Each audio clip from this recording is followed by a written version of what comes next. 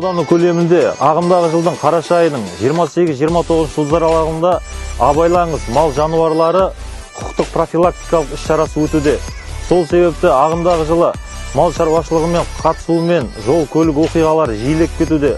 Жол көлік оқиға нәтижелерінде адам шығыны және адам дене жарақатын алу жиілеп баруда. Сол себепті Маңғыстау облысы полиция департаментінің атынан түнгі мезгілде автокөліктердің жарық бергіш шамдарына шағылысатын жарқылдауық белгілерді осы Түпқараған ауданы бойынша шаруа қожалықтарына, мал жануарларына тағуға шаруа қожалықтарының иелеріне тапсырып беріп жатырық. Рахмет.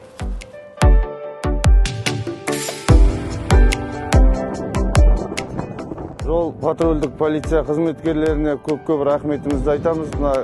Жолда жүрген малдарда отражатель салыңыз деп келіп бізге ескерту беріп, малдарымызға отражатель салып беріп жатыр. Әкеліп беріп жатыр, тағы да әкелеміз деп жатыр. Мына басқа да шаруа қожалықтарына, малмен айналысып жүрген жігіттерге бәріне айтарым, малыңыздың қауіпсіздігі, жолда жүретін жүргізушілердің қауіпсіздігі үшін осындай отражательдерді салып қоюларыңызды сұраймын малдарыңызға.